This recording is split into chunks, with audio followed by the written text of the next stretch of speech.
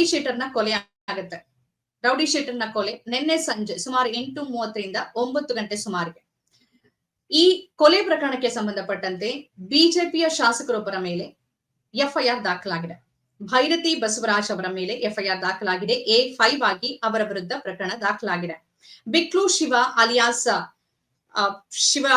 ಶಿವಪ್ರಸಾದ್ ಅಂತ ಅಂದ್ಕೊಳ್ತೀನಿ. ಆತನ ಮೇಲೆ 11 ಪ್ರಕರಣಗಳಿದೆ. ಆತ ಕೂಡ ರೌಡಿ ಶೀಟರ್. 2006ನೇ ಇಸ್ವಿಯಲ್ಲಿ ಆತನ ವಿರುದ್ಧ ರೌಡಿ ಶೀಟರ್ ತೆರೆಯಲಾಗಿತ್ತು. 11 ಪ್ರಕರಣಗಳು ಆತನ ಮೇಲಿತ್ತು. ಆತನ ಹತ್ಯೆ ಆಗಿದೆ. ಆತ ಹತ್ಯೆ ಆಗುವಂತ ಸಂದರ್ಭದಲ್ಲಿ ಆತನ ಜೊತೆಯಲ್ಲಿ ಆತನ ಗನ್ ಮ್ಯಾನ್ ಮತ್ತು ಆತನ ಡ್ರೈವರ್ ಇದ್ರು. ಗನ್ ಮ್ಯಾನ್ ಇಮ್ರಾನ್ ಮತ್ತು ಡ್ರೈವರ್ ಲೋಕೇಶ್ ಇಬ್ಬರು ಕೂಡ ಇದ್ರು. ಗನ್ ಮ್ಯಾನ್ಗೆ ಸ್ವಲ್ಪ ಪೆಟ್ಟಾಗಿದೆ ಅನ್ನೋ ಮಾಹಿತಿ ಕೂಡ ಲಭ್ಯ ಆಗಿದೆ. ಮನೆಯಿಂದ ಹೊರಗಡೆ ಬಂದ ಸ್ವಲ್ಪ ಕೆಲವೇ ನಿಮಿಷಗಳಲ್ಲಿ ಮನೆ ಹತ್ರನೇ ಆತನ ಹತ್ಯೆ ಬರ್ಬರವಾಗಿ ಆತನನ್ನ ಹತ್ಯೆ ಮಾಡಲಾಗಿದೆ. ಈ ಹತ್ಯೆ ಪ್ರಕರಣಕ್ಕೆ ಸಂಬಂಧಪಟ್ಟಂತೆ ಒಟ್ಟು 5 ವಿರುದ್ಧ ಪ್ರಕರಣ ದಾಖಲಾಗಿದೆ.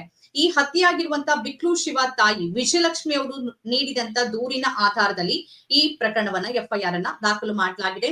ಜಗದೀಶ್, ಕಿರಣ್, ಅನಿಲ್, ವಿಮಲ್ ಮತ್ತು ಭೈರತಿ ಬಸವರಾಜ್ ವಿರುದ್ಧ A5 ಆಗಿ ಬಸವರಾಜ್ ಅವರು, A1 ಆಗಿ ಜಗದೀಶ್. ಈ ಜಗದೀಶ್ ಭೈರತಿ ಬಸವರಾಜ್ ಅವರ ಬಲಗೈ ಬಂಟ ಅಂತಾನೆ ಹೇಳಲಾಗತ್ತೆ. ಇವರ ಜೊತೆಯಲ್ಲಿರುವಂತಹ ಅನೇಕ ಫೋಟೋಗಳು ಕೂಡ ಈಗಾಗಲೇ ರಿಲೀಸ್ ಆಗಿದೆ. ಫೋಟೋ ಇದೆ ಅಂದ ಮಾತ್ರಕ್ಕಾಗಿನೇ ಅವರು ಕ್ರೈಮ್ ನಲ್ಲಿ ಭಾಗಿಯಾಗಿದ್ದಾರೆ ಅಂತ ಅರ್ಥ ಅಲ್ಲ. ಯಾಕೆಂದ್ರೆ ರಾಜಕಾರಣಿಗಳ ಜೊತೆಯಲ್ಲಿ ಅನೇಕರು ಫೋಟೋಗಳನ್ನ ತೆಗೆಸ್ಕೊಳ್ತಾರೆ, ಅದು ಸತ್ಯ. ಅದೆಲ್ಲ ಪ್ರಕರಣದಲ್ಲೂ ನಿಜ ಇರುತ್ತೆ. ಆದ್ರೆ ಈತನ ವಿರುದ್ಧವೂ ಅನೇಕ ಪ್ರಕರಣಗಳಿತ್ತು ಜಗದೀಶ್ ವಿರುದ್ಧ. ಮತ್ತು ಭೈರತಿ ಬಸವರಾಜ್ ಪರವಾಗಿ ಆತ ಬೇರೆ ಬೇರೆ ಡೀಲ್ ಗಳನ್ನ ಮಾಡ್ತಿದ್ದ ಅನ್ನೋ ಮಾಹಿತಿಗಳು ಸದ್ಯಕ್ಕೆ ಸಿಗ್ತಾ ಇದೆ.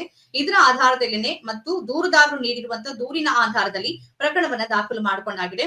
ಈಗಾಗಲೇ ವಿಜಯಲಕ್ಷ್ಮಿ ಅಂತ ಅಂದ್ರೆ ಹತ್ಯೆಯಾದಂತ ಬಿಕ್ಲು ಶಿವ ತಾಯಿ ಹೇಳ್ತಿರೋ ಪ್ರಕಾರ ಕಿತ್ತಗಾನಹಳ್ಳಿಯಲ್ಲಿ ಒಂದು ಸರ್ವೆ ನಂಬರ್ನ ಒಂದು ಭೂಮಿಗೆ ಸಂಬಂಧಪಟ್ಟಂತೆ, ಜಮೀನು ವಿವಾದಕ್ಕೆ ಸಂಬಂಧಪಟ್ಟಂತೆ ಈ ಹತ್ಯೆ ನಡೆದಿದೆ ಅಂತ.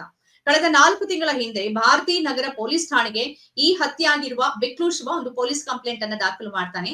ಅದರಲ್ಲಿ ಈ ಜಗದೀಶ್ ಮತ್ತು ಇತರರ ಹೆಸರುಗಳನ್ನ ಪ್ರಸ್ತಾಪ ಮಾಡ್ತಾನೆ. ಅವರು ಬಂದು ಆತನ ಮೇಲೆ ಹಲ್ಲೆ ಮಾಡಿರೋ ವಿಡಿಯೋ ಸಹಿತವಾಗಿ ಪೊಲೀಸ್ ಠಾಣೆಗೆ, ಪೊಲೀಸ್ ಆಯುಕ್ತರಿಗೆ ಹೋಗಿ ಆತ ದೂರನ್ನ ಕೊಟ್ಟಿರೋದು ಅಂತ ಅಂದ್ಕೊಳ್ತೀನಿ.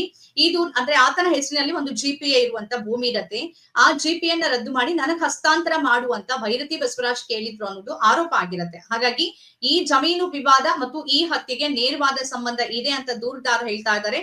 ಪ್ರಾಥಮಿಕವಾಗಿ ಪೊಲೀಸ್ ಆ ಕಾರಣಕ್ಕಾಗಿನೇ ಎಫ್ಐಆರ್ ದಾಖಲಾಗಿದೆ. 4 ತಿಂಗಳ ನಂತರ ಯಾವ ಹತ್ಯೆಯಾದ ಶಿವು 4 ತಿಂಗಳ ಹಿಂದೆ ಇವರ ವಿರುದ್ಧ ಪ್ರಕರಣವನ್ನ, ಭೈರತಿ ಬಸವರಾಜ್ ವಿರುದ್ಧವೇ ಆತ ಪ್ರಕರಣವನ್ನ ದಾಖಲು ಮಾಡಿದ್ದ.